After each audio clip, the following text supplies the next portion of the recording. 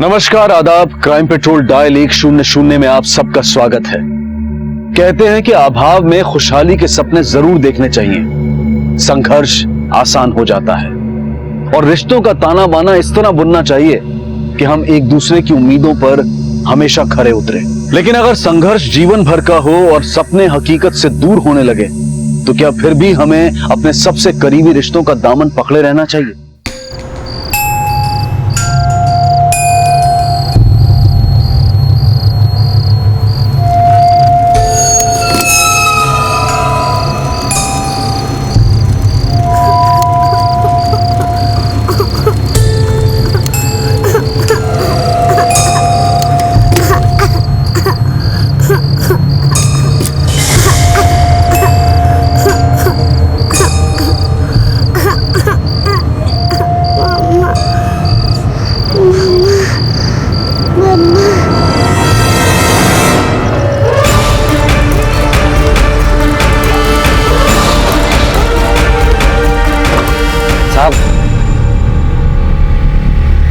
Order sir.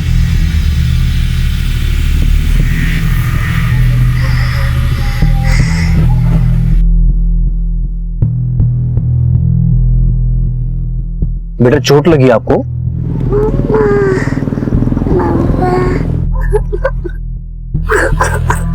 काम accident तो नहीं लगता, मामला कुछ और है। आसपास सर्च कर। सर, बेटा डरो मत, हम आपको आपकी मम्मा के पास लेके जाएंगे। ये केस सिर्फ करुणा की गुमशुदा बेटी का नहीं था।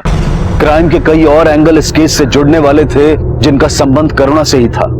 ये घटना भले ही मौजूदा वक्त की थी, लेकिन इसकी पृष्ठभूमि पर करुणा की जिंदगी के पिछले 10 सालों का रंग था।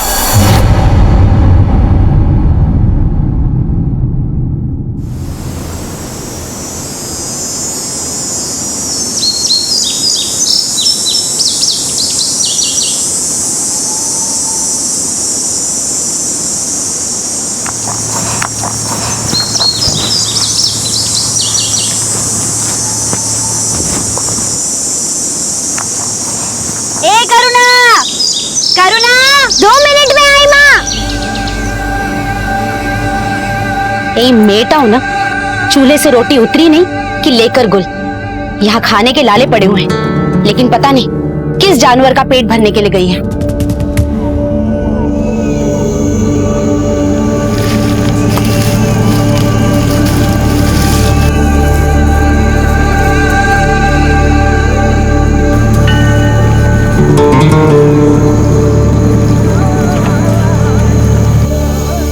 क्या कर रही है करुणा?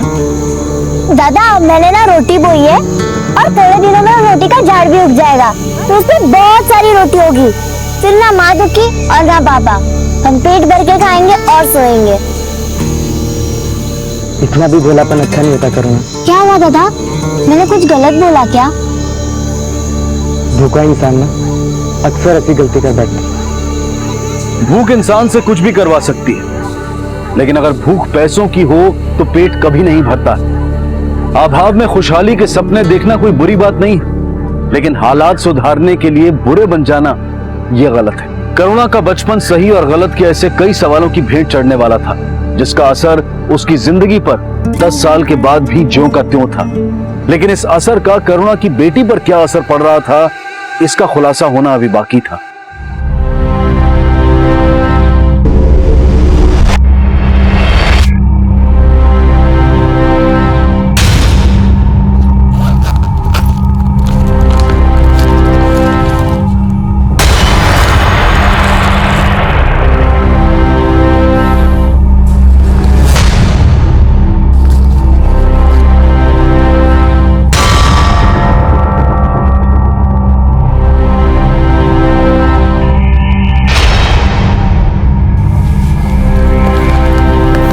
बेटा आपका नाम पारुल है?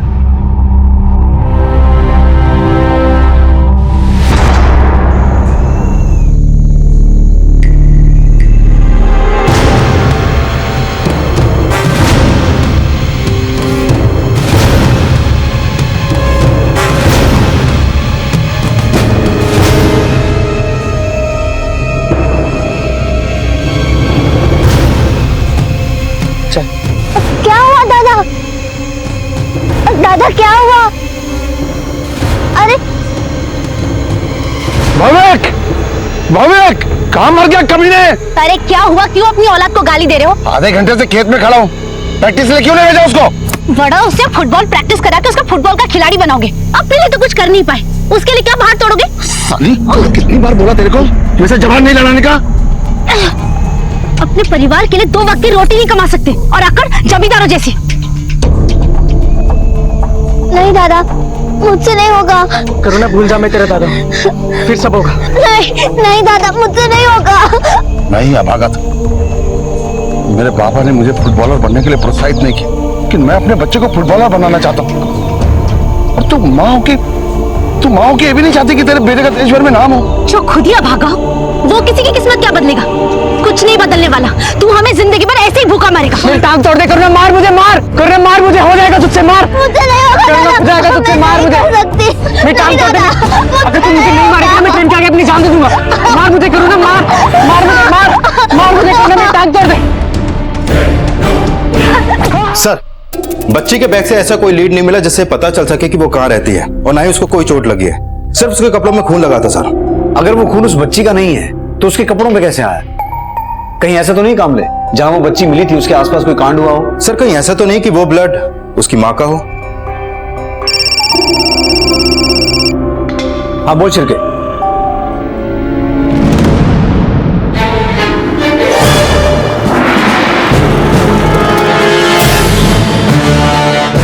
आई सर।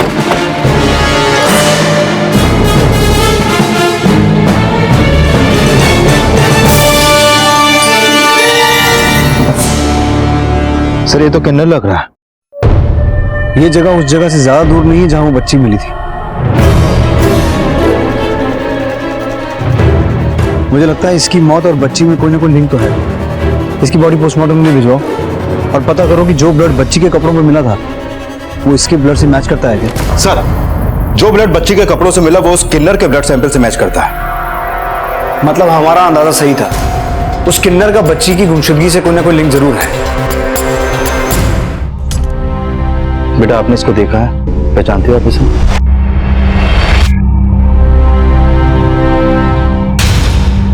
अरे अरे अरे डरो नहीं। अरे अच्छा कुछ नहीं पूछते, इधर आओ, हमारे पास बैठो। मम्मा पास जाना है ना आपको, हम आपको ले जाएंगे मम्मा पास। किशोरी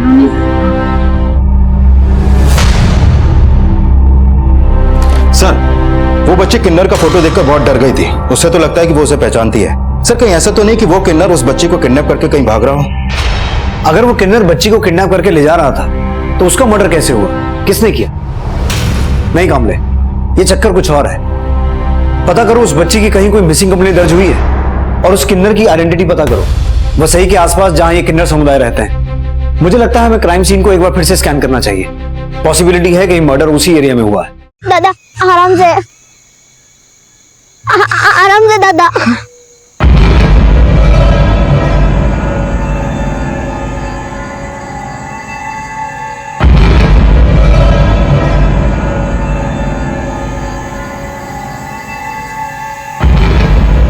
बाबा, वो गाड़ी स्कूटर वाले ना दादा को टक्कर मारी और चोट लग गई। अपनी बहन से झूठ बुलवाता है। एक नाकाम पिता अपनी बच्चों की कामयाबी के सपने तो देखता था, लेकिन उससे ये हकीकत बर्दाश्त नहीं हुई कि उसका अपना बेटा अपनी जिंदगी अपने तरीके से जीना चाहता था। करुणा के पिता, भाई, माँ सबकी अपनी अपनी चाह थी, उम्मीदें थी, लेकिन कोई भी कभी एक दूसरे का पूरक नहीं बन पाया। और जब हताशा हिंसक रवैया अपना ले तो भविष्य पतन की राह पर होता है। करुणा के पिता को घरेलू हिंसा के जुर्म में जेल जाना पड़ा। यह घटना करुणा और उसके परिवार के बिखरने की शुरुआत थी, और इस घटना के 10 साल बाद हालात ऐसे थे कि इस परिवार का हर सदस्य एक दूसरे के लिए लापता हो चुका था।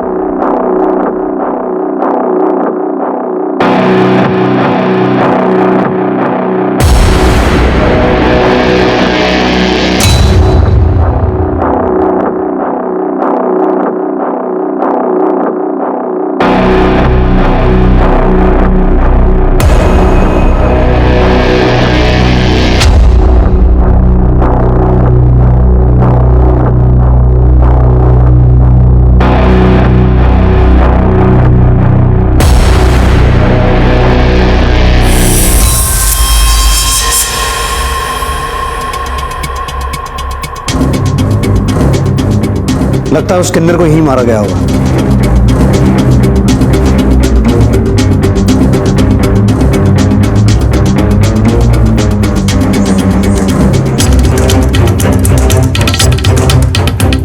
सर, घर में कोई और बॉडी नहीं मिली है और ना ही कोई और ब्लड स्टैंड। लेकिन घर की हालत देख के लगता है यहाँ कोई और कांड भी हुआ है। पता करो इस घर का मालिक कौन है। माँ, दादा ने बोला कि अगर मैंने उनकी बात नहीं मानी तो वो ट्रेन के आगे कूद जाएंगे और मैं दादा को मरते नहीं देख सकती। इसीलिए तूने उसकी टांगे तोड़ दी।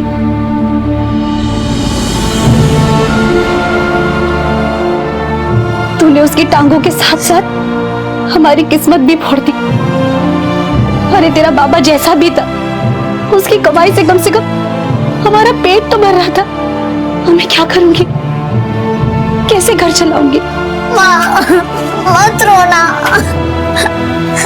अब तेरा दादा बिना दवा दारू के मर जाएगा और मैं रो रो के मर जाऊंगी। मैं काम करूंगी, मैं पैसा कमाऊंगी। तू रो मत, तू रो मत।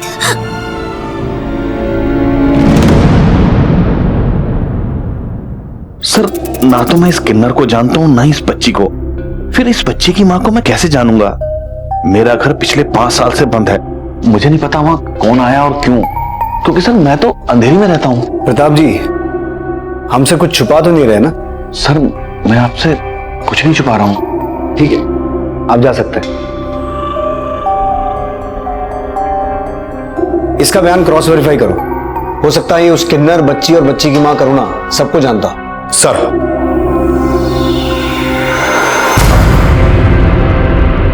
मंजू, सुना है तूने अपने पति को जेल करवा दिया? क्यों रे, तुझे जेल करवाई है जो तुझे मिर्ची लग रही है? मिर्ची तो तू है, मेरा मतलब तेरी जुबान बड़ी तीखी है। करुणा चल। ए मंजू, देख बच्चे जवान हो रहे हैं, कब तक दूसरों के कचरे से सड़ा गला अनाज बीनकर पेट भरेगी? जो किस्मत में होगा सह लेंगे। अगर तू चाहेगी तो किस्मत बदल भी सकती है तेरी। सर, मैंने बंगलों के मालिक के कॉल रिकॉर्ड और उसकी अलीबाई चेक की। वो हत्या वाली रात ही नहीं बल्कि कई महीनों से बसा ही नहीं आया। हो सकता है उसने अपना वो बंगलो अपने किसी दोस्त या रिश्तेदार को इस्तेमाल करने के लिए दिया हो। सर, उसके कॉल रिकॉर्ड में ऐसा कोई सस्पिशियस नंबर सामने नहीं आया।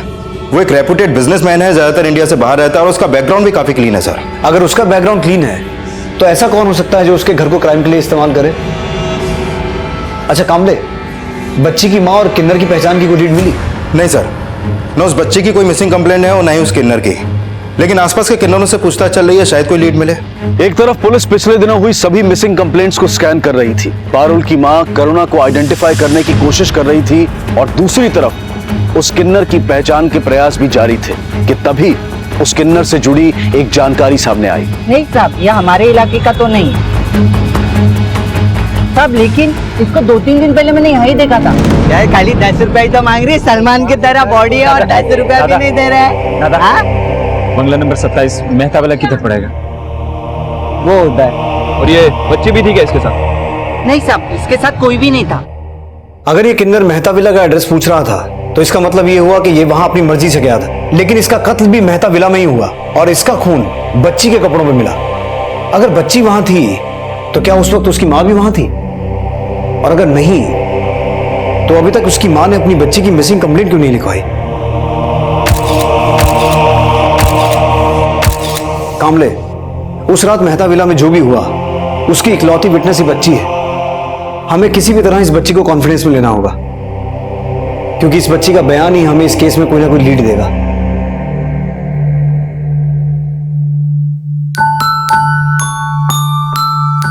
बेटा खाना खा लो। अच्छा चलो दूध पी लो। चलो। अरे वाह, आप तो बहुत अच्छा ड्राइंग बनाती हो। सॉरी, मैंने आपको डिस्टर्ब कर दिया ना। वैसे मैं आपके लिए ये लाया था, पसंद है ना आपको? और ये क्या, खाना नहीं खाया अभी तक? तो लगता है आपके पेट में चूहे नहीं कूदते हैं। ये रहा चूहा, ये कूदा, ये देखो ये गया। अरे अरे अरे ये कूदा, अरे ये कूदा, अरे अरे आप किधर गए? देखो देखो देखो।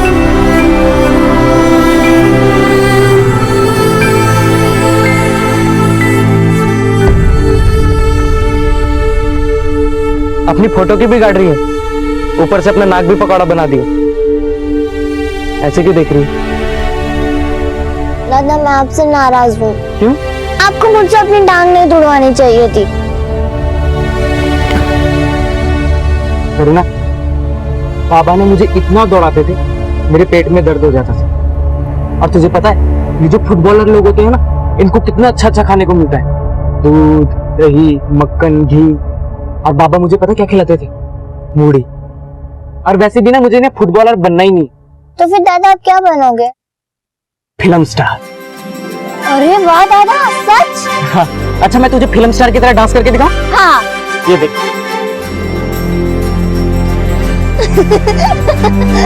दादा मस्त, दादा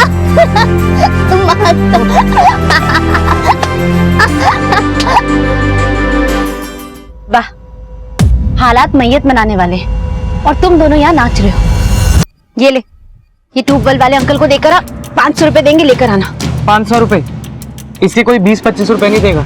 तू चुप कर, तुझे क्या पता मेहनत की कीमत क्या होती है? तू बस इधर उधर नाचते रहे। और तू खड़े खड़े मुंह क्या देख रही है? जा जाकर पैसे लेकर आ, पैसे लाएगी फिर खाना बनेगा।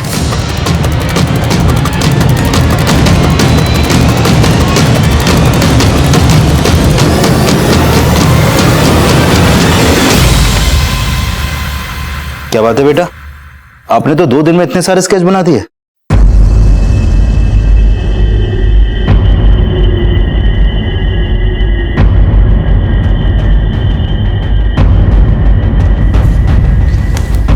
बेटा ये बीच पे तुम लोग गए थे?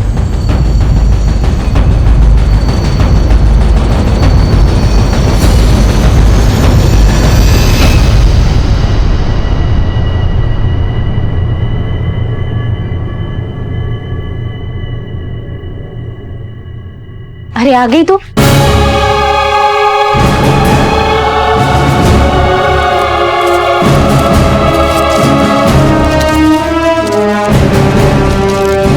अगली बार बोलना 600 लगेंगे। और सुन, जा आटा सान ले, मैं सब्जी और तेल लेकर आती हूँ।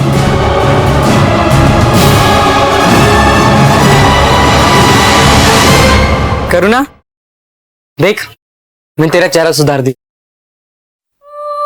अरे तुम तो सच में अपना चेहरा बिगाड़ लिया। क्या हुआ? करुणा, करुणा तो ठीक तो है ना? दादा मुझे जाने दो दादा। क्यों? तेरी माँ ने तुझे नहीं बताया कि तुझे 500 रुपए क्यों मिलेंगे? हैं? दादा हम गंदे हो गए, हम गंदे हो गए।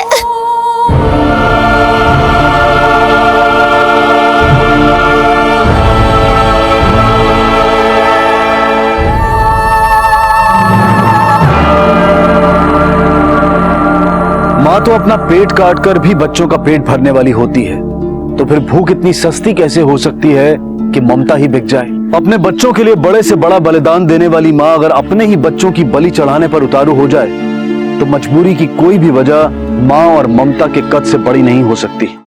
सर पारुल से पूछताछ का कोई फायदा नहीं हुआ, लेकिन सर ये स्केचेस पारुल ने बनाया है। ये देखिए सर, ये स्केच उसने अपनी माँ को याद करते हुए बनाया है। और ये देखिए, ये स्केच बीच का। सर मुंबई में पारुल से रिलेटेड कोई भी मिसिंग कंप्लेंट दर्ज नहीं है। सर हो सकता है माँ बेटी बाहर गांव से मुंबई घूमने आए हों और किसी बीच पर गए हों। AAZ चाट कॉर्नर। कामले, मुंबई में जितने भी बीचेस हैं वहां पूछताछ करो, शायद कोई लीड मिले।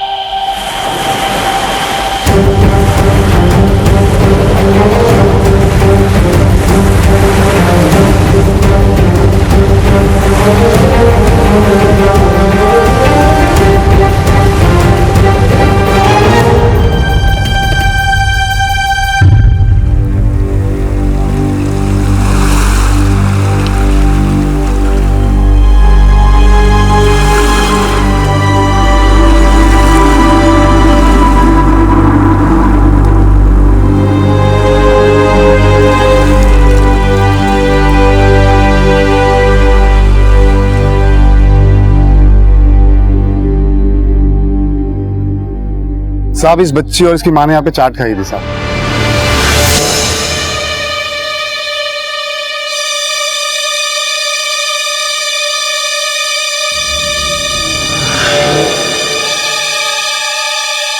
ऊपर वाला तुझे और तेरी बेटी को सलामत रखे।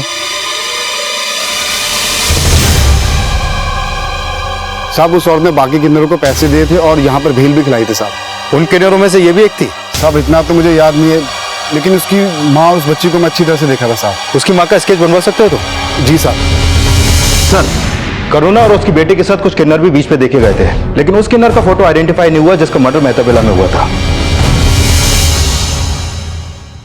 अपनी ममता का सौदा कर लिया? क्या तुम्हारी भूख करुणा के आंसुओं से सस्ती है? मैंने जो किया अपने अकेले के लिए नहीं किया। तुम दोनों को मैं भूख से मरता हुआ नहीं देख सकती थी। मेरी ममता मजबूर जरूर थी, लेकिन मेरी आत्मा जानती है कि मैं करुणा से कितना प्यार करती हूँ। प्यार करती हो ना तुम? तो ठीक है, आज के बाद करुणा को तुम वहां नहीं भेजोगी। अपने बाप की तरह धमकी मत दे मुझे। अब से मुझे जो ठीक लगेगा मैं वही करूंगी। अपनी बहन की इतनी फिक्र है ना, तो जाके 2 पैसे कमा कर ला और फिर मुझसे बात करना, समझा ना?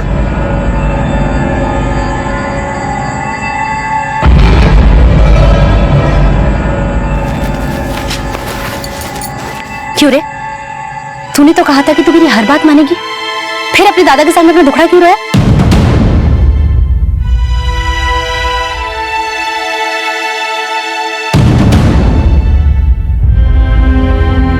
तू क्या सोचती है कि ये सब करके मेरी आत्मा नहीं पसीजी होगी?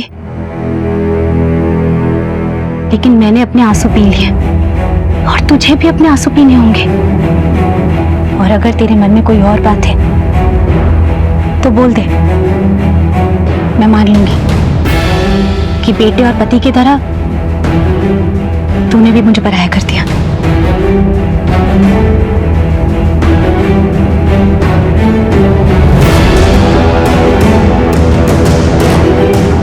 मम्मा, मुझे मम्मा के पास जाना है। मुझे मम्मा के पास जाना इधर आओ, इधर। है। मम्मा के पास जाना है। तुम और तुम्हारी मम्मा बीच के अलावा और कहाँ कहाँ जाते थे? मुझे मम्मा के पास जाना है। मुझे मम्मा के पास जाना है। मुझे मम्मा के पास जाना है।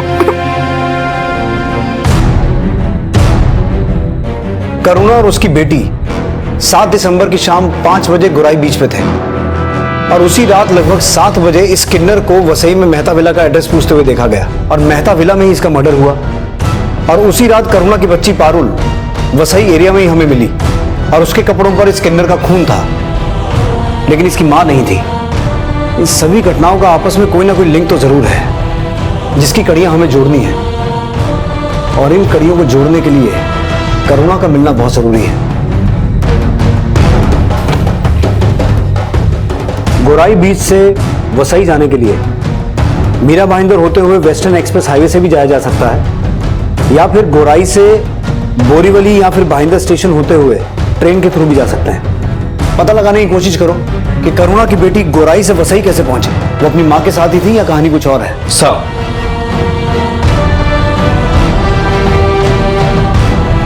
करुणा का स्केच सामने आने के बाद पुलिस करुणा की बेटी पारुल के वसई के मेहता विला पहुंचने की कड़ियां जोड़ रही थी, और जो समीकरण सामने आने वाले थे वो करुणा और उसके परिवार का वो दुखद अंजाम थे जिसकी नींव 10 साल पहले ही रखती गई थी।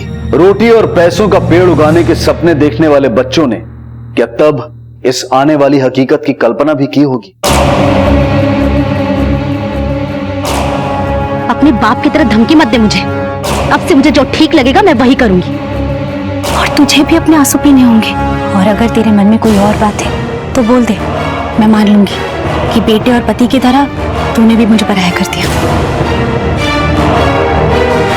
जाने का टाइम हो गया बेटी, जा।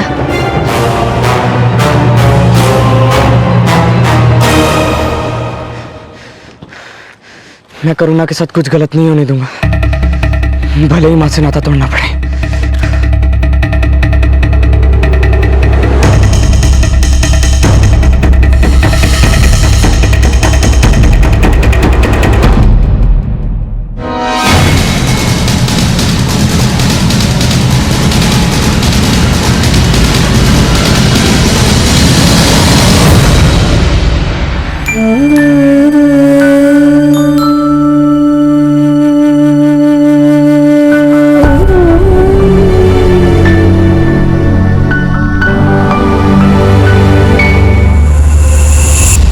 सर 7 दिसंबर की शाम करुणा और उसकी बेटी भाईंदर रेलवे स्टेशन के सीसीटीवी फुटेज में कैप्चर हुआ है।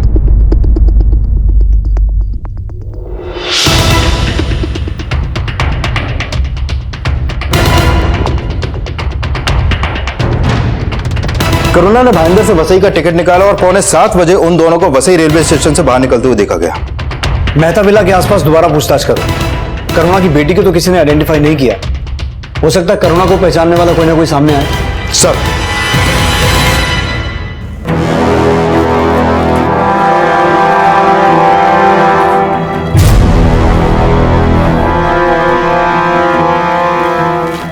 छह सौ है ना? माँ, दादा कहाँ है? अब तेरा दादा मेरे काबू में रहता ही कहाँ है? कहीं अपने दोस्तों के साथ आवारागर्दी कर रहा होगा। वो वापस आए या ना आए, लेकिन करुणा तू तो मुझे छोड़कर नहीं जाएगी ना? ऐसा मत बोल माँ। और ये क्या, तुझे तो बुखार है।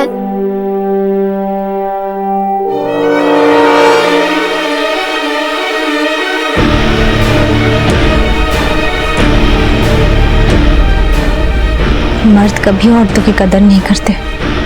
तेरा बाबा हो या दादा, सबकी फितरत एक जैसी होती है। उन्हें ना तेरी फिक्र थी ना मेरी। लेकिन करुणा, हम दोनों एक दूसरे का सहारा बनेंगे, है ना?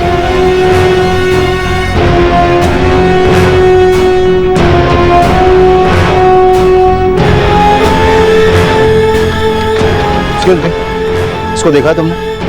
हाँ साहब, मैंने इस औरत को देखा है।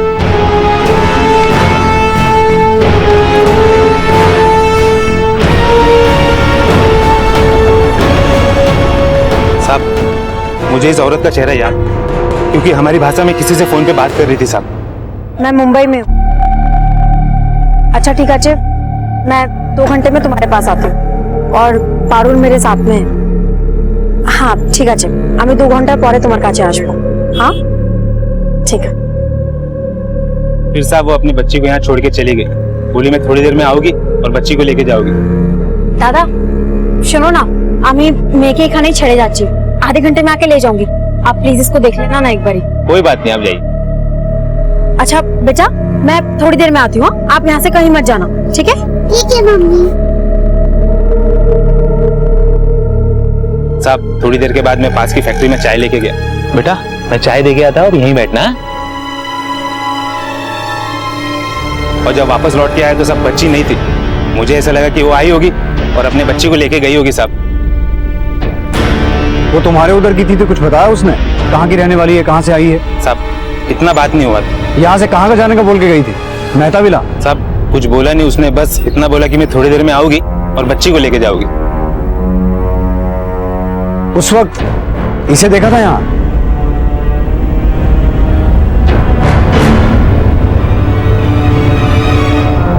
अरे कमाल है। उस चाय वाले ने बताया था कि वो किन्नर उससे यहीं कहीं टकराया था। और सर यही रास्ता मेहता विला की तरफ जाता है। और चाय वाले के मुताबिक करुणा के यहाँ पहुंचने के काफी टाइम बाद किन्नर यहाँ पर आया। यानी कि करुणा ने ही उस किन्नर को मेहता विला बुलाया। सर कहीं ऐसा तो नहीं कि किन्नर का मर्डर करके करुणा भाग गई हो? लेकिन वो अपनी बच्ची को छोड़ के क्यों भागी? सर हुआ यह होगा कि बच्ची अपनी माँ को ढूंढते ढूंढते मेहता विला पहुंची और तब तक किन्नर के पेट में चाकू घोंपा जा चुका था।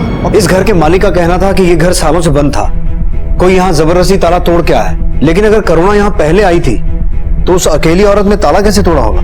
यानी कि सर आप कहना चाहते हैं कि करुणा और उस किन्नर के अलावा कोई तीसरा भी था यहाँ पर? कोई तीसरा ही नहीं, चौथा भी हो सकता है। पर जानने वाली बात यह है कि वो किन्नर ही थे या फिर कोई और था? सर वो किन्नर हो सकता है, क्योंकि गुराई बीच पे करुणा के साथ किन्नरों को देखा गया था। कामले अगर वो किन्नर थे तो भी करुणा का यहाँ आना और उस किन्नर की हत्या का मामला कुछ क्लियर नहीं होता।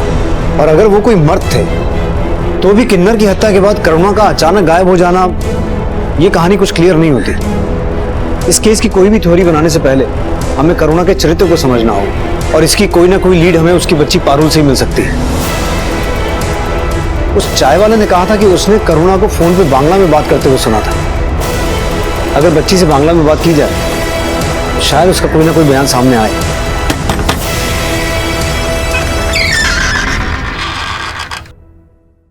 5 से 1000 लगेगा। ठीक है।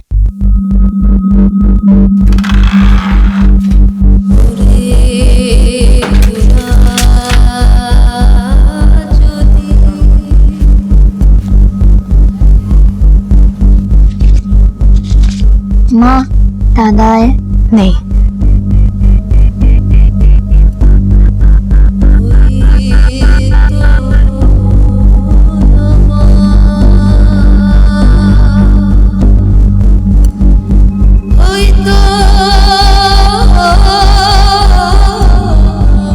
आपकी बेटी पेट से है, जानती हूँ।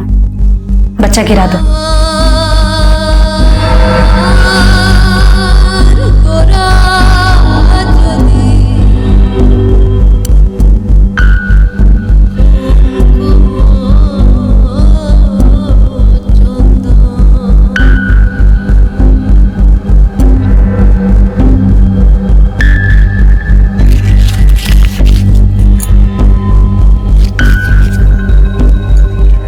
बेटा, आज कपड़े ना बहुत ज्यादा हो गए।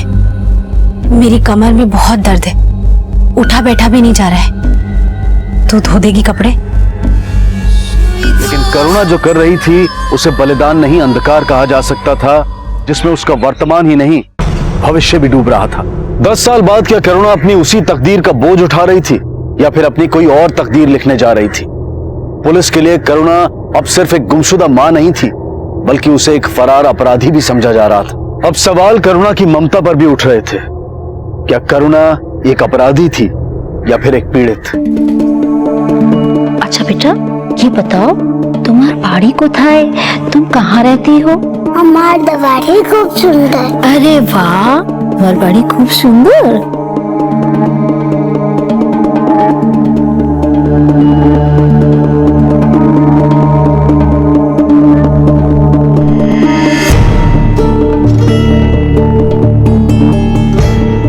मेहता विला और उस किन्नर के सवालों के जिक्र से ही वो घबरा रही है, लेकिन उसकी बातों से ये पता चल रहा है कि वो और उसकी माँ बंगाल के किसी गांव के रहने वाले थे और थोड़े दिनों से ही मुंबई में है, लेकिन वो उस गांव का नाम नहीं बता पा रही है। ठीक है, थैंक यू किशोरी। मैडम ने बाहर प्रेजेंट छोड़। कामले, किन्नर की हत्या वाली रात के आसपास के दिनों में बंगाल से मुंबई आने वाली सभी ट्रेन के रिजर्वेशन डेटा और मुंबई के रेलवे स्टेशन की सीसीटीवी फुटेज चेक करो, शायद करुणा का कोई लीड मिले।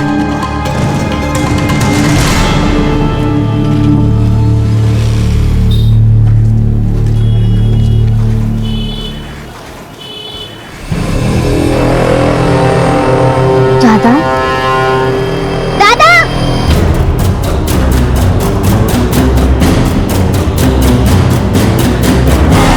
कहाँ ले गया?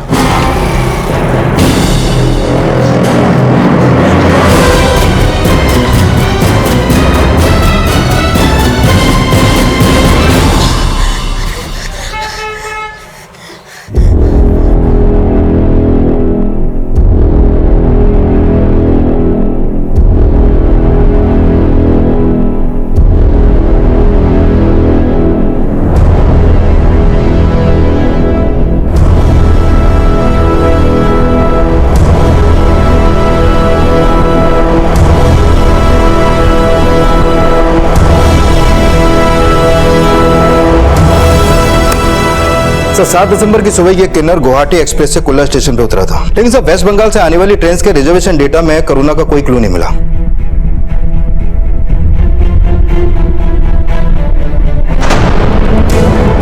माँ, क्या कर रही हो? करुणा, उसे भूल जा, वो अब हमारा नहीं रहा। उसने अपना नाम, पता, पहचान सब कुछ बदल लिया है। तू क्यों नहीं समझ रही है? सर गुवाहाटी एक्सप्रेस की टीटी ने उस किन्नर को आइडेंटिफाई कर लिया है। उसका नाम भूमिका है और रिजर्वेशन फॉर्म पे वेस्ट बंगाल के बांकुरा जिले के गोपालपुर गांव का पता लिखा है। आखिरकार पुलिस उस किन्नर की पहचान करने में कामयाब हो गई और रेलवे रिजर्वेशन फॉर्म पर लिखे पते पर पश्चिम बंगाल में उसके गांव गोपालपुर पहुंची।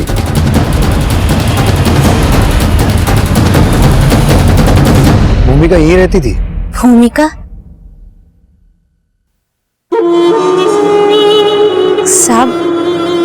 इसने तो मेरे ही पेट से जन्म लिया था साहब। क्या बात है साहब? हमें मुंबई में इसकी लाश मिली है। साहब, ये कैसे हो गया? शांत हो जाओ। इसे पहचानती हैं आप? ये तो मेरी बेटी करुणा है।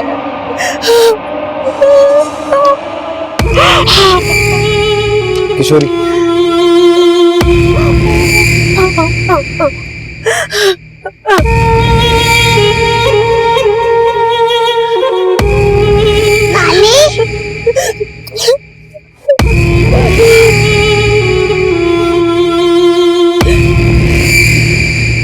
साहब, उसका नाम भूमिका नहीं, भौमिक था।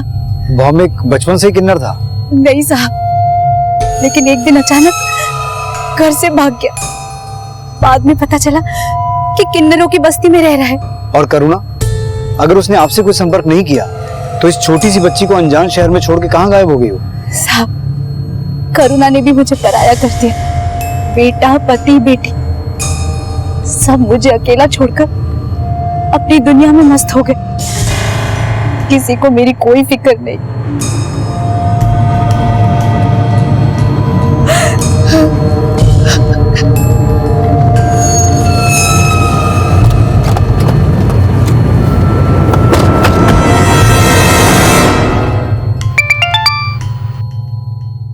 हाँ बोल छिरके। सर, भाईंदर खाड़ी में एक आदमी की लाश मिली है। डेड बॉडी की पहचान हुई? सर, बॉडी की अभी कोई पहचान नहीं हो पाई है। डेड बॉडी की फोटो मेरे फोन पे भेजो। Okay sir.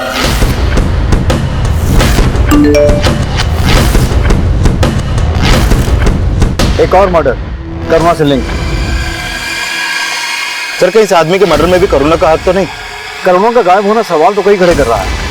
अब जानना ही है कि इसकी असल शख्सियत क्या है। तेरे माँ के ना ज्यादा पर निकल आए हैं। मेरी प्यारी सी नवासी को छोड़कर पता नहीं कहाँ चली गई। वो बिल्कुल बचपन में तेरे जैसी थी, इतनी ही भोली, इतनी ही प्यारी। जो मैं कह देती वही वो करती। तू बनेगी ना उसकी तरह? हाँ नानी। आज से तू सिर्फ मेरी है, सिर्फ मेरी, मेरी छोटी करुणा।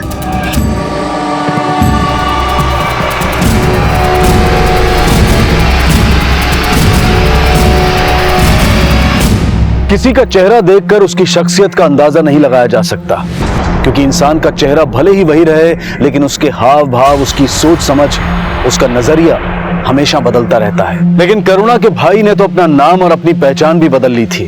आखिर क्या वजह थी कि वो भौमिक से भूमिका बन गया था? करुणा के अचानक गायब हो जाने से सवाल करुणा की भूमिका पर भी उठ रहे थे। करुणा को सिर्फ अपने भाई के मर्डर में ही नहीं, बल्कि एक और हत्या में भी सस्पेक्ट माना जा रहा था। भोली भाली सी दिखने वाली करुणा बचपन में अपनी मां के शोषण का शिकार तो हुई, लेकिन कभी कभी शिकार होने वाले खुद भी शिकारी बन जाते हैं। क्या करुणा वाकई अपराधी बन चुकी थी? क्या अपनी मां की तरह उसकी ममता में भी खोट थी?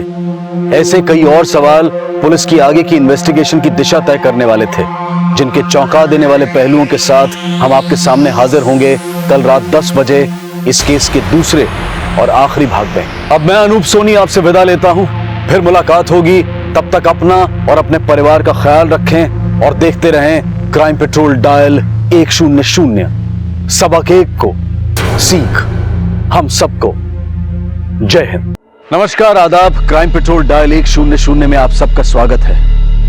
बाप बड़ा ना भैया, सबसे बड़ा रुपया, ये कहावत है बड़ी पुरानी, लेकिन हर दौर में एक नया इतिहास रचती है। नोटों को लेकर जो सुर्खियां आजकल चर्चे में हैं, ये केस उन सुर्खियों से अलग है। यहां मुद्दा नोटों के बदलाव का नहीं, नोटों से बदलती नीयत का है। पैसा चाहे लालची की तिजोरी में हो या जरूरतमंद के सपनों में, जमाखोर के गद्दों में हो या फिर ईमानदार के रुआब में, पैसे का रंग चेहरे की रंगत बयां कर देता है। पैसे की तासीर ही ऐसी है कि अच्छे अच्छों के ईमान डोल जाते हैं। तो फिर गुल्लक में चिल्लर जोड़ने वाले हाथों में अगर नोटों के बंडल लग जाएं तो?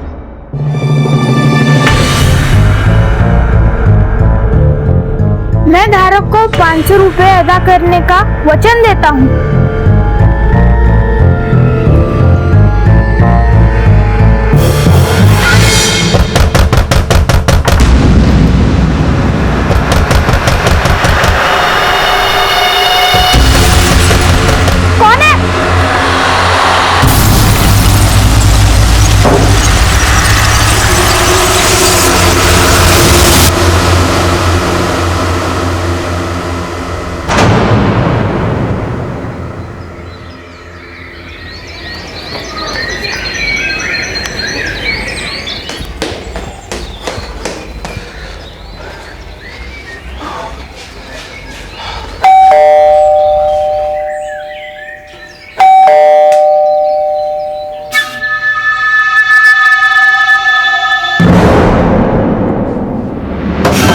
राजकुमार जी, राजकुमार जी।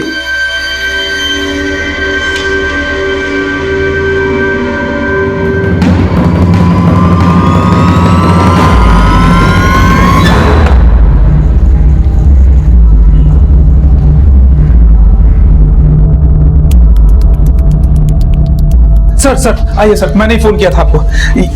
ये देखिए, ये राजकुमार जी का घर। सर मैंने भी बहुत कोशिश की लेकिन कोई फायदा नहीं हुआ।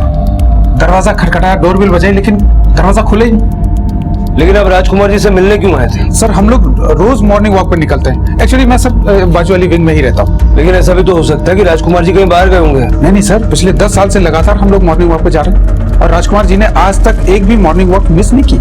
भगवान न करे कुछ हो ना गया हो। खोलते सर, आसपास से किसी चाबी वाले को बुलाओ।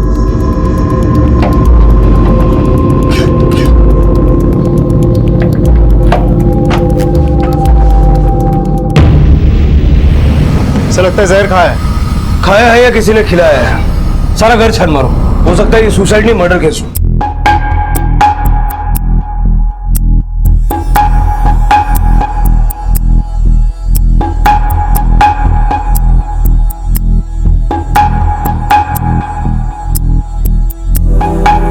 सर इनका एक लड़का भी यहाँ रहता था, सुबह से वो भी नहीं दिखा। क्या नाम है उसका? मनीष। ये? हाँ सर।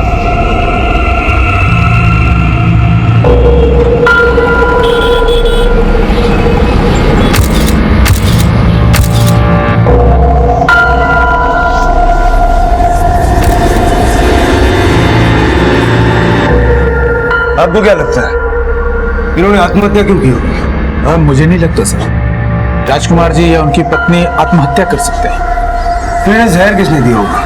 मुझे क्या पता सर, पर इनका लड़का बहुत दिनों से चिड़चिड़ा रहने लगा था।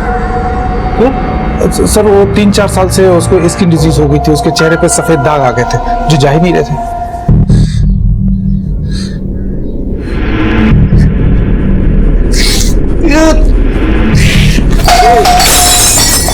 मनीष का नंबर तो मैंने सेव नहीं किया था, उसके पिताजी का नंबर है मेरे पास।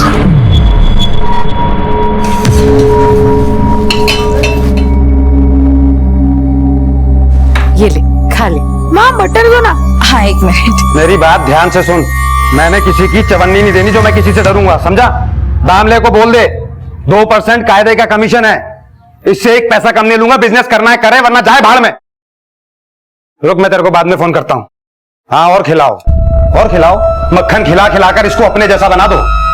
अब बच्चे के खाने पे तो मत टोकिए। टोकता तो मैं तेरे खाने को भी हूं, तू बड़ा सूख के कांटा हो गई। तुम्हारे जीन्स में प्रॉब्लम है, जीन्स में।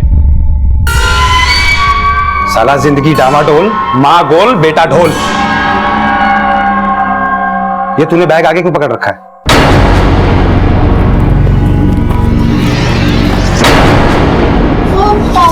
पापा ये अपनी फैट छुपा रहा है। छुपा मत, घटा, एक्सरसाइज कर, वरना जवान होने तक ना खुद को ढो पाएगा ना अपने बाप के जनाजे को।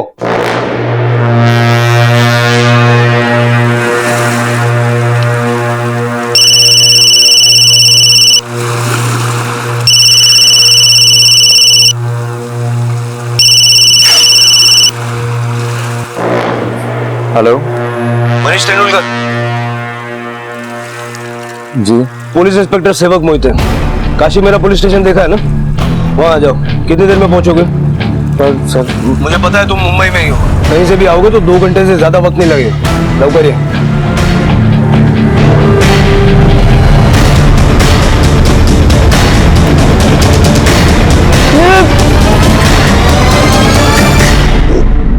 सर, बिल्डिंग के सिक्योरिटी गार्ड ने मनीष को कल देर रात बिल्डिंग से बाहर जाते हुए देखा था, लेकिन उसने अपना फोन चालू रखा है। मिलने बुलाया, देखते हैं वो क्या बोलता है। लाइन चलो। बोल मोटे, कितने नंबर की चड्डी पहनता है? तेरे बाप की नंबर की साले, उससे पूछ क्या? बाप पे कैसे क्या बे? अक्षय पैंट उतार इसकी। अबे क्या लफड़ा करने आते हो, पढ़ाई करने आते हो? लफड़ा किया ना तो सीधा प्रिंसिपल के पास जाऊंगा। चलो क्लास में। हंसो मत, चलो।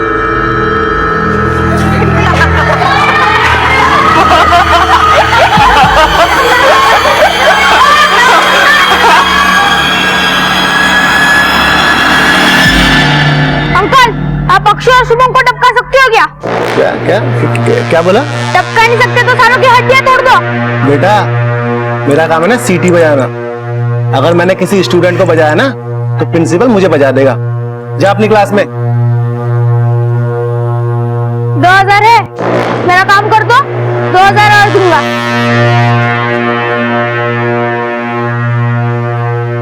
सर, मनीष अभी तक घर नहीं लौटा और उसे घर पे जो खाना मिला है उसमें रैट पॉइजन है। और अब तक वो थाने भी नहीं आया और अब उसका मोबाइल भी बंद है। एक काम करो, उसके मोबाइल की लास्ट लोकेशन चेक करो। Okay sir. तुम्हारा हाथ मत लगाना विमान को, समझे ना?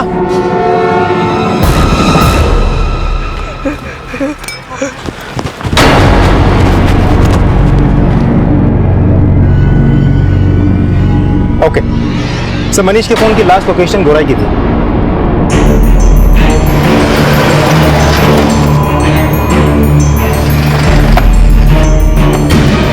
मनीष के पुलिस स्टेशन ना पहुंचने पर मनीष शक के दायरे में आ गया।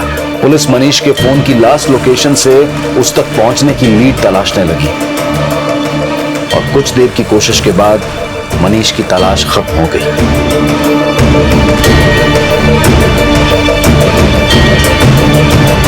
क्या अपने माता पिता के बाद अब मनीष ने भी आत्महत्या कर ली थी, या फिर जैसा दिखाई दे रहा था सच उससे बिल्कुल अलग था? और अगर ये आत्महत्या थी तो ये क्यों और किन हालात में हुई थी, और अगर ये हत्या थी तो इस अपराध की वजह क्या थी? इन घटनाओं के बुनियादी सवाल पुलिस इन्वेस्टिगेशन का आधार थे और बहुत जल्द इन घटनाओं का तार विवान से भी जुड़ने वाला था। एक छोटे से बच्चे के पास इतने पैसे होने का राज आखिर था क्या? Thank you uncle.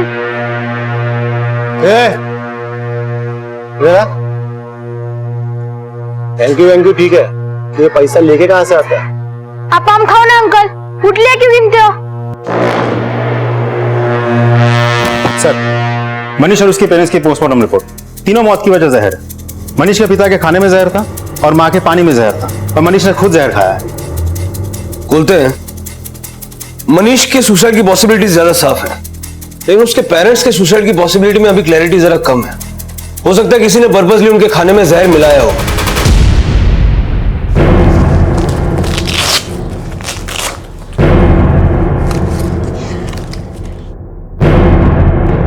विमान,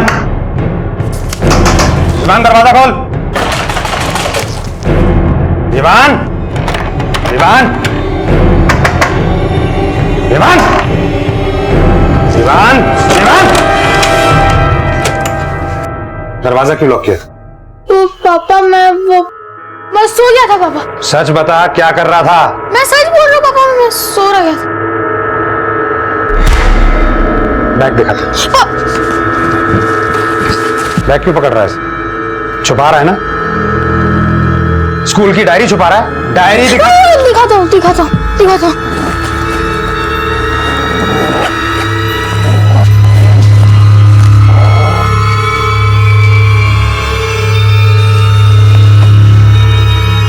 ये क्या? मैथ्स का होमवर्क क्यों नहीं किया? पापा मैं भूल गया था पापा। खाना खाना तो नहीं भूलता है? पिछले सेमेस्टर में तू मैथ्स में ही फेल हुआ था ना? इस बार बच्चे की जान लोगे क्या आप?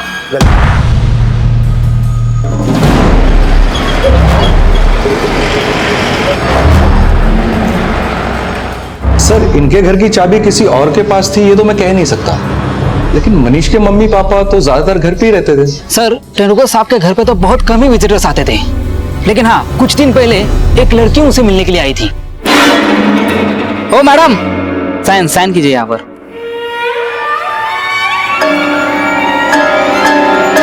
कौन है वो लड़की, पहचानते हो? शायद वो मनीष सर की दोस्त है। उसे मनीष सर के साथ यहाँ आते जाते मैंने कई बार देखा हूँ। हमने सुना है कि मनीष अपने जेनेटिक डिसीज के लिए अपने फादर को बहुत कोसता था। आपको क्या लगता है, मनीष अपने माँ बाप को जहर देके मार सकता है? सर, ऐसा तो नहीं कह सकता, लेकिन कुछ दिन पहले मनीष के फादर उसे बहुत डांट रहे हैं। कल तक तू बोलता था ना, मैं बोलता हूँ कि मुझे तुझ जैसी औलाद पैदा ही नहीं करनी चाहिए थी। अभी यहाँ से तू निकल यहाँ से अभी।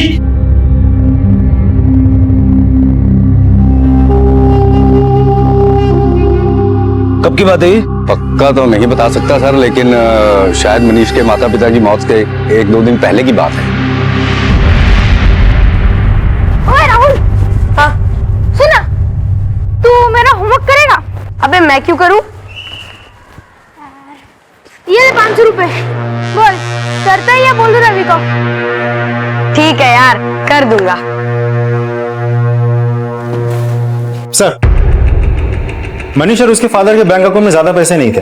मनीष के बाप के नाम की एक 90,000 की एफडी थी जो करीब 1 हफ्ता पहले तोड़वाई गई थी, और माँ के नाम की एक इंश्योरेंस पॉलिसी है जिसे क्लेम करने के लिए जिंदा कोई नहीं। कोई ऐसा रिश्तेदार है जो उनके फ्लैट पे क्लेम करना चाहता हो? सर, ब्लड रिलेशन का तो कोई नहीं है, लेकिन मुंबई से बाहर कुछ रिश्तेदार रहते हैं जिनके साथ मेरी बातचीत हुई थी। एक आध का कहना है कि मनीष के माँ बाप इस बात को लेकर बहुत परेशान रहते थे कि दाग की वजह से मनीष की शादी नहीं हो रही थी। लेकिन उस पड़ोसी ने तो बताया कि मनीष के बाप ने उसे डांट के भगा दिया था, और ये रिश्तेदार तो कुछ और ही बोल रहे हैं। लेकिन सर, एक बात तो पक्की है जो हमें वॉचमैन ने बताई थी कि मनीष की जिंदगी में एक लड़की थी, रीमा। रीमा? यस सर, ये रीमा वही लड़की है जिसे वॉचमैन ने मनीष के घर जाते हुए देखा था। मनीष के फोन से अक्सर रीमा को कॉल किया जाता था। मैंने पूछताछ की तो पता चला कि रीमा मुंबई में अकेली रहती है। भौमिक बिल्डर्स एंड डेवलपर्स में पीआरओ का काम करती है। रहती कहाँ है ये रीमा? गोराई। चलो।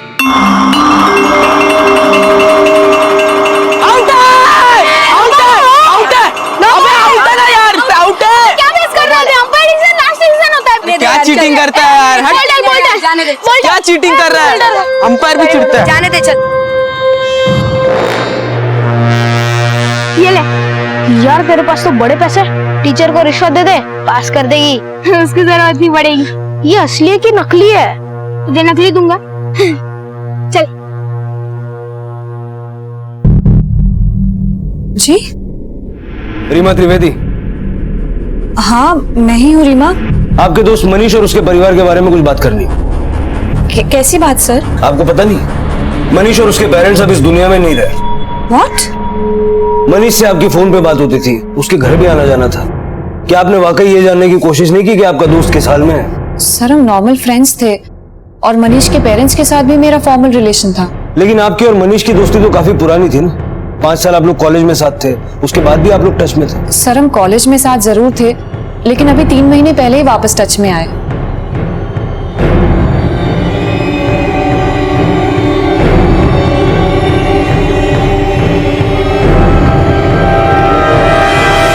हाय।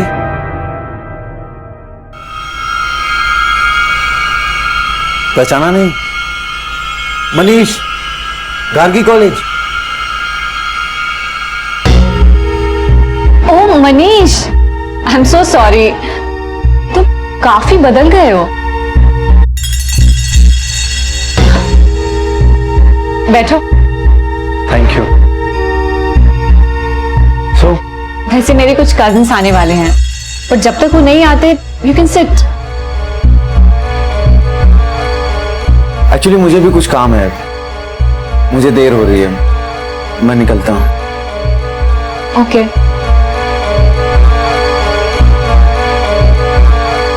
मुझे लगा मनीष बुरा मान गया होगा, इसलिए मैंने हमारे कॉमन फ्रेंड से उसका कांटेक्ट लिया और अगले दिन ही उसे कांटेक्ट किया। दोस्त तो वो पुराना था, पर दोस्ती इतनी गहरी भी नहीं थी। फोन में बात करने से लेकर साथ साथ घूमने तक, ना ही मैंने उसमें कोई खामी देखी और ना ही कुछ खास। जितना मैं मनीष को जानती हूँ, उससे लगता नहीं कि वो इंसान आत्महत्या कर सकता है। आत्महत्या नहीं कर सकता तो हत्या कर सकता है, वो भी अपने माँ बाप की।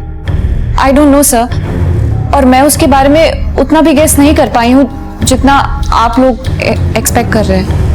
रीमा की बातों से मुझे ऐसा लग रहा है कि उसके और मनीष के बीच में कुछ तो ऐसा था जो वो हमसे छुपा रही है। सर, कहीं ऐसा तो नहीं कि मनीष रीमा से प्यार करता था, लेकिन मनीष के स्किन डिजीज की वजह से रीमा उसको इग्नोर करती थी, तो इसीलिए वो फ्रस्ट्रेशन में आके अपने फादर को कोसने लगा। तो लेकिन सवाल तो ये उठता है कि बेटे ने माँ बाप की हत्या करके आत्महत्या की या हत्या को आत्महत्या समझ के आत्महत्या की। अगर ये दोनों संभावनाएं हैं तो रीमा के उस बयान का क्या मतलब है? जितना मैं मनीष को जानती हूँ, उससे लगता नहीं कि वो इंसान आत्महत्या कर सकता है। रीमा और मनीष के रिश्तों को अच्छे से खंगालो, हो सकता है उस बयान के पीछे का कोई राज निकल के आए। सर, मनीष के फोन रिकॉर्ड्स में से एक नंबर ऐसा भी है जिससे भी कोई राज निकल सकता है। करीब 10 दिन पहले तक उस नंबर पे 5 से 6 बार कॉल्स हुए, लेकिन उसके बाद से वो नंबर बंद पड़ा है। पता करो किसका नंबर है।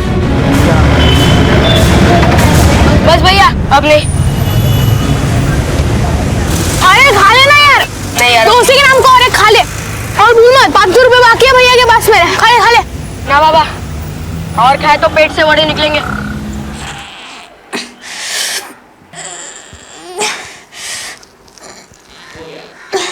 विवान, तेरा बैग कहाँ है?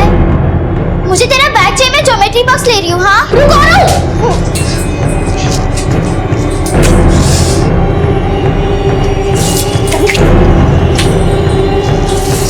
तूने अपना बैग इतना नीचे क्यों रखा है?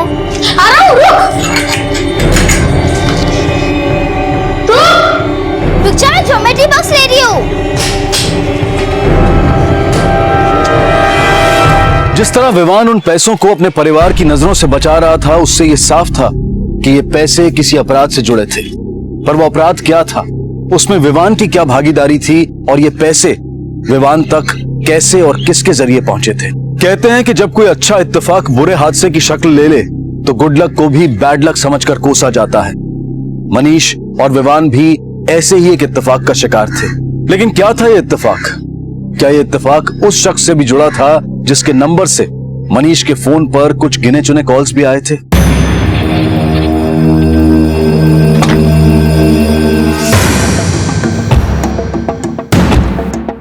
सुनो जरा, सचिन भंडारे का कॉलिंग नंबर कितना है? 169। हाँ सर, और वो जो ग्रे लाइनिंग शर्ट पहने वाला है ना, हाँ। वही है। ओके। अरे भाई मैं सच बोल रहा हूँ, दिखाओ क्या? बोल दिखाओ। हाँ साहब, वो मेरा ही नंबर है, इसलिए बिल नहीं भरा था ना तो कंपनी ने कनेक्शन कर दिया। मनीष तेंदुलकर से कैसी बोल चलती तेरी? मनीष तेंदुलकर कौन है साहब? ये तेरे नंबर से काफी कॉल्स गए इसको। ये बीच में लाश मिली इसकी। अरे हाँ साहब, याद आया। हाँ 3-4 बार बात हुआ था इससे, लेकिन ऐसा कुछ खास उठना बैठना नहीं है। तो नाम कैसे याद रहेगा? ये तुझसे मिला था? हाँ साहब, एकदा भेटला होता। क्यों मिला था? साहब उसको ना जाके खोली खरीदनी थी साहब। खोली खरीदनी थी? हाँ। तो तुझसे क्यों मिला? वो क्या है ना साहब, वो अपने विलास भाव है ना, स्टेट एजेंट, उनके पास मैं जॉब करता हूँ। तो कौन सी खोली खरीदवाई तूने उसको? कसली खोली साहब, फालतू में टाइम पास किया, कुछ नहीं खरीदा बिरेदा उसने। साहब मैं किसी मनीष तेंदुलकर को नहीं जानता। अब मुझे क्या पता कि पांडारे किसको कहाँ मिलता है, कब मिलता है। लेकिन पांडारे तो आपके लिए काम करता है ना? वो सब तो ठीक है साहब, लेकिन पांडारे बड़ा 420 किस्म का आदमी है। मेरे भी क्लाइंट को डायरेक्ट कर लेता है। ये महीना उसका लास्ट है, मैंने उसको अपने यहाँ से निकाल दिया है। कब से काम कर रहा था पांडारे? साहब बस यही 3-4 महीना हुआ, और इसके पहले जिसके यहाँ काम करता था उसने भी लात मार करके निकाल दिया। और अभी सुना है किसी बिल्डर के यहाँ भी घपला किया हुआ है। सर ये घपला मनीष के फादर के 90,000 की एफडी से तो नहीं जुड़ा है? हो सकता है मनीष ने उस पैसे से भंडारे को एडवांस किया हो। हाँ लेकिन कुलता एडवांस भी तो वो आदमी देता है ना जो बाकी की रकम चुकाने का बूता रखता हो। मनीष और उसकी फैमिली तो खस्ता हाल थी। मुझे नहीं लगता कि मनीष भंडारे से खोली खरीदने के लिए मिला होगा। चक्कर कुछ और ही है। इस भंडारे की पूरी हिस्ट्री निकालो। विलास ने बोला कि भंडारे ने किसी बिल्डर के यहाँ कोई घपला किया, और रीमा भी एक बिल्डर के यहाँ काम करती है। पता करो इस भंडारे और रीमा के बीच में कोई कनेक्शन तो नहीं है? अब रेट बदल गया है, 2 का नहीं 3% लगेगा। ठीक है, नहीं मैं देखता हूँ। हाँ चल ठीक है, चलेगा मेरे। मैं कल एक बार तेरे को फोन करूंगा, ठीक है? क्या है? छोटा बच्चा है, थक गया होगा, अब माफ भी कर दीजिए। चल खड़ा हो। और सुन, आगे से कोई शरारत करी तो तेरी माँ भी नहीं बचा पाएगी, समझा? चल कमरे में जा। हाँ दामले, अरे कल बोला था ना यार, समय ले लेना, इतनी जल्दी क्या तेरे को? भे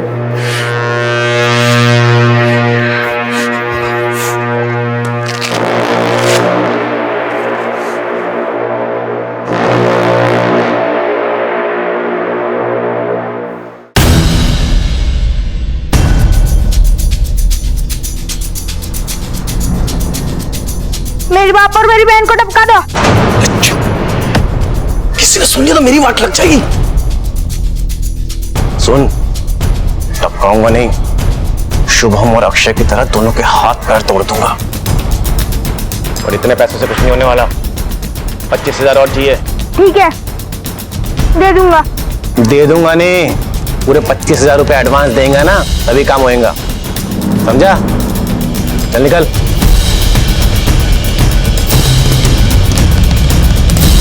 सर रीमा और भंडारे का कोई कनेक्शन तो सामने नहीं आया, लेकिन ये पता चला है कि रीमा ने अपने अकाउंट से 2.25 लाख रुपए विड्रॉ करके मनीष को दिया था।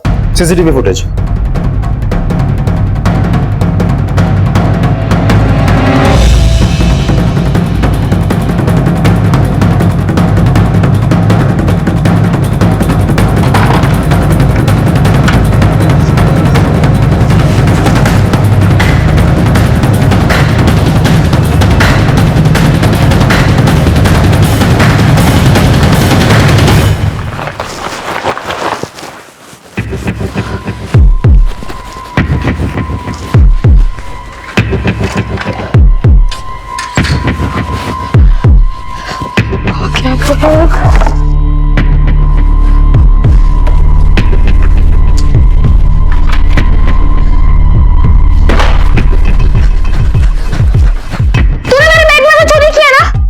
मैंने चोरी नहीं की। लगता है तुझे पापा से पनिशमेंट खिलानी पड़ेगी। सच बोल, तूने मेरे बैग से चोरी की? विवान, मुझे पता नहीं कौन सी चोरी है, मुझे जाने नहीं। पापा, इसने मेरे बैग से चोरी की है। पापा, मुझे पता नहीं कौन सी चोरी, मैंने नहीं की चोरी। क्या चोरी की है? वो मेरा ज्योमेट्री बॉक्स। मैं समझाती हूँ। कुछ सिखाओ इन्हें।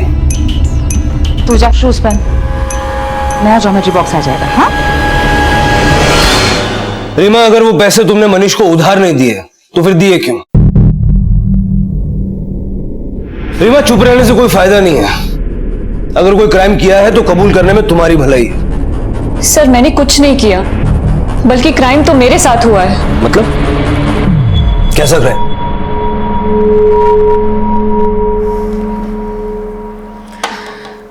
हाँ, तो क्या कह रहे थे तुम? Thank you. रीमा यार, मुझे तुमसे एक हेल्प चाहिए थी। कैसी हेल्प? मुझे 2 लाख रुपए की जरूरत है। 2 lakh? I am so sorry यार, मेरे पास सिर्फ 20 या 25 हजार कैश होगा। नो इशू, मैंने 2-3 लोगों को और भी बोला हुआ है, तो कहीं ना कहीं से कुछ ना कुछ इंतजाम तो हो ही जाएगा। तुम्हारी कॉफी में शक्कर थोड़ी कम है। आई एम सो सॉरी, मैं अभी लेके आती हूँ।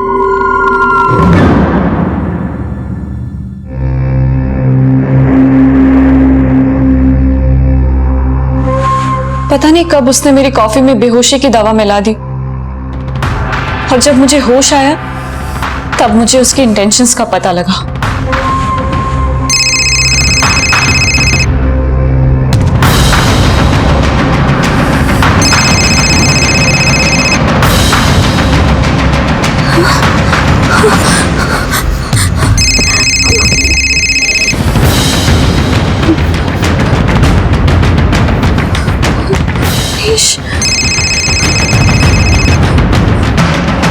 हेलो, उसने मेरे ही फोन से मेरा वीडियो बना लिया था, फिर मुझे ब्लैकमेल किया, कहा कि अगर उसे 2 लाख रुपए नहीं दिए तो वो मेरा वीडियो अपलोड कर देगा।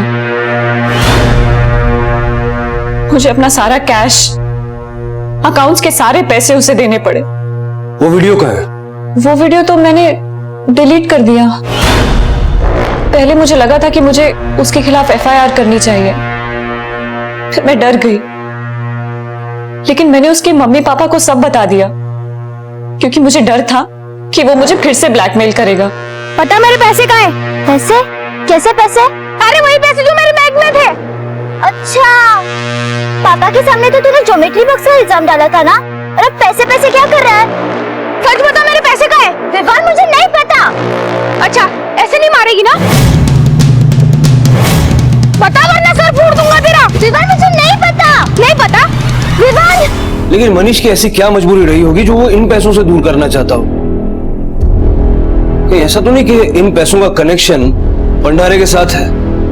हो सकता है कि भंडारे मनीष को किसी चीज के लिए ब्लैकमेल करता होगा और मनीष ने रीमा को ब्लैकमेल करके वो पैसे निकाले। सर, मैंने इस भंडारे के बारे में पता किया। पता चला कि ये सिर्फ रियल एस्टेट का एजेंट का ही काम नहीं करता, बल्कि कई और धंधे में भी है, जैसे कि आयरन स्क्रैप खरीद के बेचना, ड्राई फ्रूट्स की दलाली करना। मलाड में इसकी एक चाय की टपरी भी है, एक आदमी चलाता है। तो सर, ऐसा भी तो हो सकता है कि भंडारे ने मनीष को पैसे कमाने के लालच दिखाकर चूना लगाया हो और हमें खोली खरीदने के बारे में झूठ बोल रहा हूं। पता करो ये भंडारे कहां आता जाता है और किस किस से मिलता है।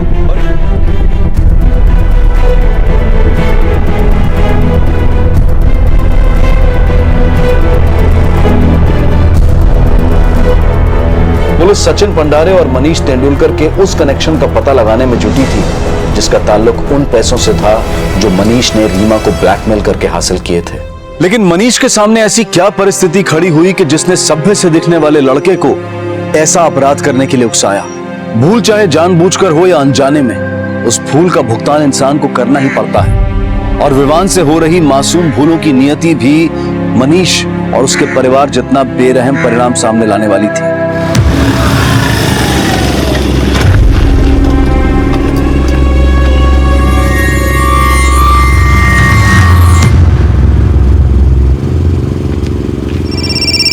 आ जाने दे इसको घर। हाँ जी बोलिए। हाँ बोल रहा हूँ। हाँ क्या? हाँ, जी मैं अभी आ रहा हूं। हाँ मैं अभी आ रहा हूं।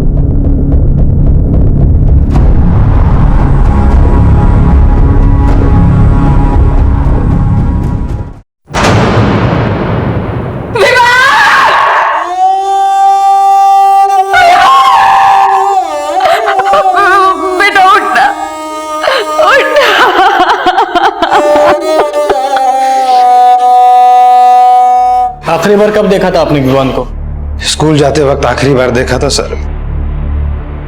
जब नहीं लौटा तो हम उसे ढूंढने निकले। हमें क्या पता था।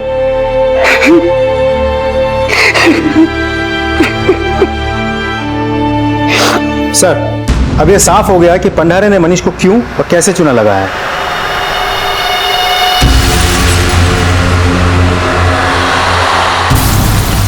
भाई बुरा नहीं मानोगे तो एक बात बोलूं? बोलिए। कब से ये? 1.5-2 महीने से। सर पंडारे के साथ एक होम्योपैथिक डॉक्टर का काफी मिलना जुलना है। पंडारे उसके लिए पेशेंट लेके जाता था और बदले में वो डॉक्टर पंडारे को कमीशन देता था। नाम क्या है डॉक्टर का? प्रवीण सिंह। सर इस डॉक्टर के बारे में एक और बात पता चली है। कई महीनों पहले एक पेशेंट इस डॉक्टर से मोटापा कम करने के लिए दवाई ले रहा था, लेकिन असर ना होने पे इस पेशेंट ने डॉक्टर पर फ्रॉड का केस कर दिया। हो सकता है इसी डॉक्टर ने पंडारे के जरिए मनीष को चूना लगाया। एक काम करो, इस डॉक्टर की सारी हिस्ट्री निकालो। Okay sir.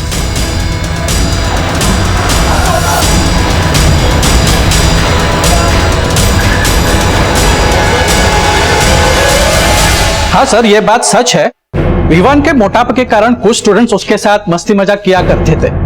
1-2 बार तो उसने मुझे कंप्लेंट भी की थी, लेकिन सर मुझे नहीं लगता कि इसके वजह से कोई स्टूडेंट उसे मार देगा। सर शुभम और अक्षय बहुत दादागिरी करते थे।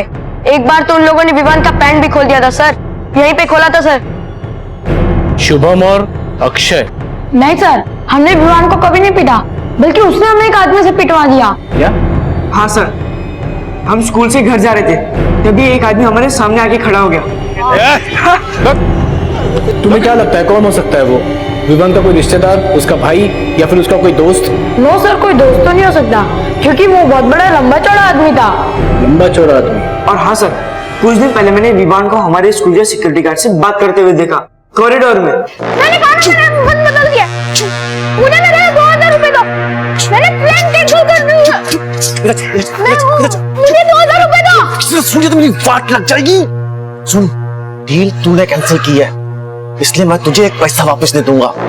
उल्टा तू मुझे 25,000 का आधा पैसा वापस देगा, समझा? तेरी चटनी बना दूंगा। चल चल क्लास में, चल जा।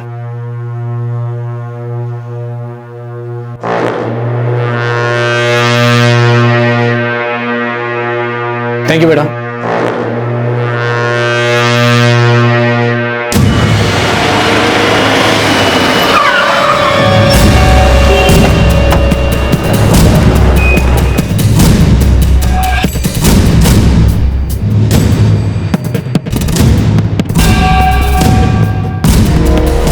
साहब मीना काय केलं सर? अहो मी काय केलं नाहीये। अहो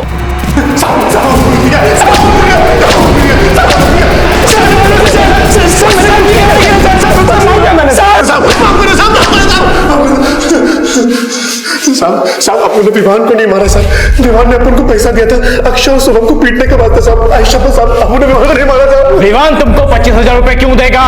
साहब उसकी बहन और उसके बाप को पीटने के वास्ते साहब। मेरे बाप और मेरी बहन को टपका दो।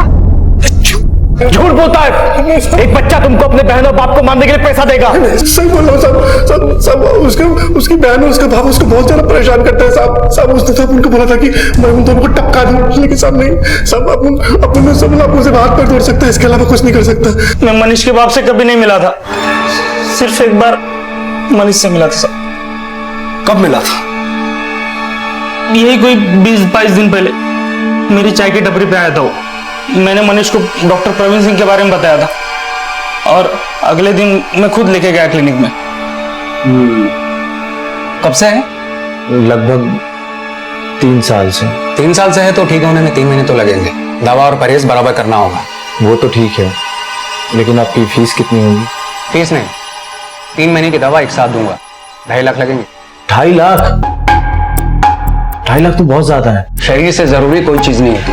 हाँ लेकिन 2.5 लाख रुपए तो बहुत ज्यादा है। हाँ, बात तो सही है सर, मैंने इतने सारे पेशेंट आपके पास लाए, मेरे दोस्त के लिए कुछ तो करवा दो ना। देखो कितना हैंडसम दिख रहा है, अभी डार्क चले जाएंगे तो सोचो और हैंडसम लगेगा। अच्छा ठीक है, 2.25 लाख, इससे 1 पैसा कम है। हाँ लेकिन इसकी क्या गारंटी है कि उसके बाद ये दाग बिल्कुल चला जाएगा?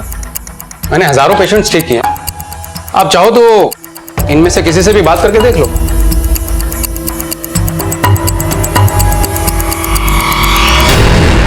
सर वो बोला कि सोचकर बताऊंगा। फिर 2 दिन के बाद उसने मुझे फोन करके अपॉइंटमेंट भी लिया, पर वो आया नहीं सर। आया नहीं है, उसे चूना लगा दिया? नहीं सर। तेरी सारी हिस्ट्री है हमारे पास। ये पंडारे जैसे कई एजेंट्स हैं तेरे पास जो मजबूर पेशेंट्स को तेरे पास ले आते हैं और तूने उल्लू बनाता है।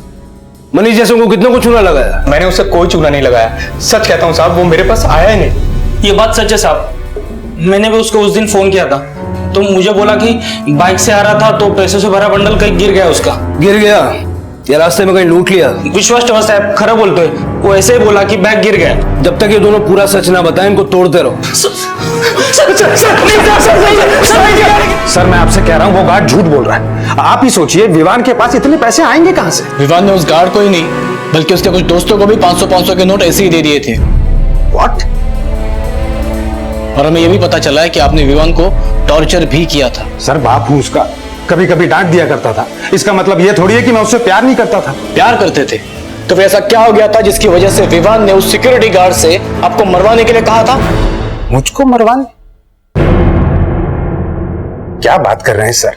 विवान इतना छोटा बच्चा, वो ऐसी बातें सोच भी नहीं सकता था। आप सिर्फ उस गार्ड की बात पे यकीन कर रहे हैं। प्रफुल्ल, यकीन तो हम आपके बात पर भी नहीं कर सकते। मैं मानती हूँ सर कि प्रफुल्ल विवान को डांट देते थे, कभी कभी पीट देते थे, पर वो उसकी जान नहीं ले सकते। हो सकता है कि ये पैसा विवान ने घर से चोरी किया हो। नहीं सर, अगर ऐसा हुआ होता तो मुझे पता होता। विवान ने तुमसे कभी किसी पैसों के बारे में कुछ बात की थी? बताओ ना, घबराओ मत, बताओ बेटा। हाँ सर, विवान अपनी बैग को हाथ लगाने नहीं देता था। मुझे लगा जरूर उसने कुछ छुपा के रखा है, इसलिए मैं रात को उसके बैग चेक करने गई थी।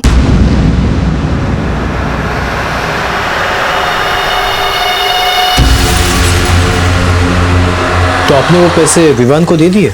नहीं सर, लेकिन एक बार उसने मुझसे मांगा भी था और सड़क पर झगड़ा तक किया। बता वरना सर फोड़ दूंगा तेरा। विवान, मुझे सच्ची नहीं पता। नहीं पता? विवान, विवान मुझे सच्ची नहीं पता। पता नहीं कहाँ गए मेरे पैसे। लेकिन मैंने उसे पैसे नहीं दिए क्योंकि मुझे लगा कि वो उसका गलत इस्तेमाल करेगा। तो आपने वो पैसे किसे दिए, पापा को या मम्मी को? नहीं सर, मैंने उन्हें नहीं दिए क्योंकि मुझे लगा कि वो विवान पर चिल्लाएंगे। तब वो पैसे कहाँ हैं?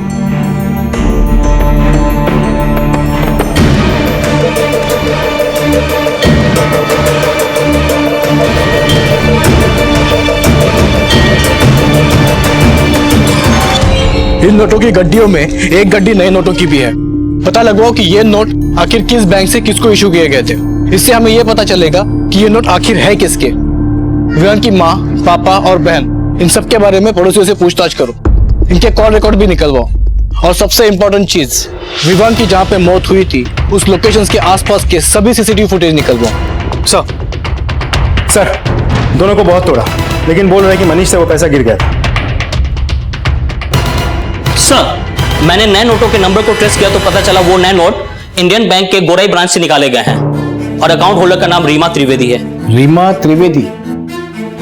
रीमा के अकाउंट से विड्रॉ किए गए पैसे विवान के पास मिलने की पुष्टि होने के बाद पुलिस ने मनीष और उसके माता पिता की मौत के कारणों की एक थ्योरी बनाई। मतलब हुआ ये कि मनीष ने रीमा को ब्लैकमेल करके उससे पैसा ले तो लिया, लेकिन अपना स्किन डिजीज ठीक कराने का उसका सपना ही रह गया। वो पैसा लेकर निकला तो था, लेकिन वो पैसा उससे गिर गया और उस बच्चे विवान को मिल गया।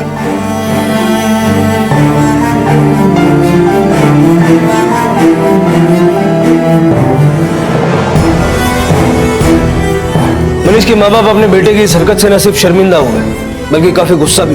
कल तक तू बोलता था ना, बट आज नहीं बोलता है। मुझे तुझ जैसी औलाद पैदा ही नहीं करनी चाहिए थी। मुझसे गलती हो गई पापा, मुझे माफ कर दो। आई मेरे से गलती हो गई आई। तूने गलती नहीं की, तूने हमारी परवरिश पे तमाचा मारा है। तेरे सिर्फ चेहरे पे दाग नहीं, तेरा चरित्र भी दागदार है। चल निकल, चल और आज के बाद अपनी शक्ल मत दिखाना। जिस बेटे में उन्हें अपना भविष्य दिखाई दे रहा था, उस बेटे ने न सिर्फ एक लड़की की इज्जत पे हाथ डाला था, बल्कि उनके सम्मान को भी ठेस पहुंचाई थी। वो लोग ये सदमा बर्दाश्त नहीं कर पाए और आत्महत्या कर बैठे। मनीष और सचिन पंडारे की मुलाकात एक ऐसा इत्तेफाक था जिसने मनीष को उसकी स्किन डिजीज ठीक होने की ऐसी खोखली उम्मीद दी कि जिसके भ्रम जाल में फंसकर न सिर्फ उसने अपनी दोस्ती का गला घोटा, बल्कि अपने माता पिता की जिंदगी को भी नाउम्मीदी से भर दिया। हालांकि पुलिस डॉक्टर और सचिन पंडारे के फरेब का भांडाफोड़ करने में सफल रही, लेकिन मनीष और उसके माता पिता की मौत को आत्महत्या ही माना गया। लेकिन विवान की हत्या की गई थी, पर क्या विवान की हत्या की वजह वही पैसे थे जो रीमा के जरिए मनीष तक होते हुए इत्तेफाकन विवान के हाथ लग गए थे?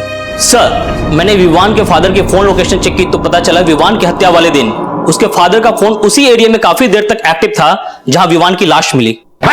ये क्या बदतमीजी है सर?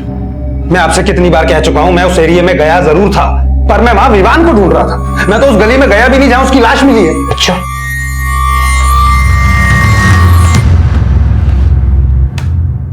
सीसीटीवी फुटेज के हिसाब से तुम्हारी गाड़ी उस गली में गई थी जहां आगे चल के विवान की लाश मिली थी। तुम्हारी गाड़ी 9:29 पे गली के अंदर जाती है और 9:50 पे बाहर आती है। गौर करने की बात यह है कि इस गली का आगे डेड एंड है। तो एक बात बताओ मुझे, 20 मिनट उस 50 मीटर की गली में तुम कर क्या रहे थे? मैं उधर से सच बताओ, वरना मेरे पास दूसरे तरीके भी है सच उगलवाने के।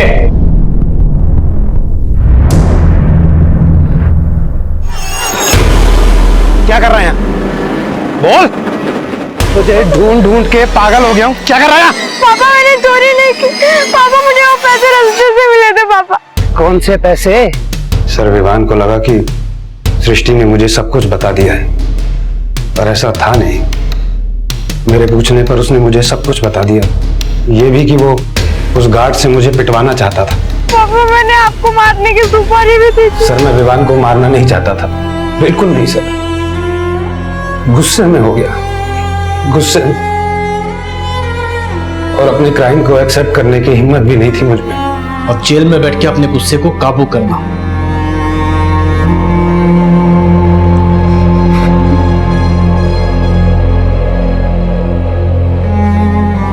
हालांकि विवान की हत्या का कोई इरादा नहीं था, लेकिन क्या विवान के पिता के इरादों में उसकी भलाई थी?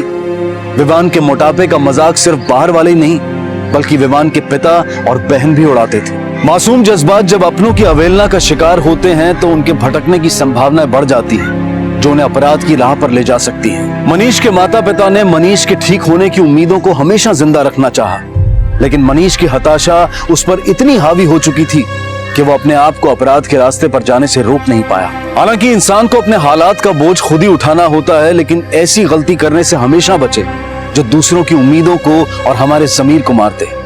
किसी को दुआ भले ही ना दे, लेकिन किसी की खामी को मजाक का ठहाका और घृणा की नजर भी ना दे। इसी विचार के साथ मैं अनूप सोनी अब आपसे विदा लेता हूं। फिर मुलाकात होगी अगले एपिसोड में एक और चौंका देने वाले केस के साथ। तब तक अपना और अपने परिवार का ख्याल रखें और देखते रहें क्राइम पेट्रोल डायल 100। सबक एक को सीख हम सबको। जय हिंद। इस तरह के और भी एपिसोड देखने के लिए हमारे चैनल को सब्सक्राइब करें और बेल आइकन दबाना ना भूलें।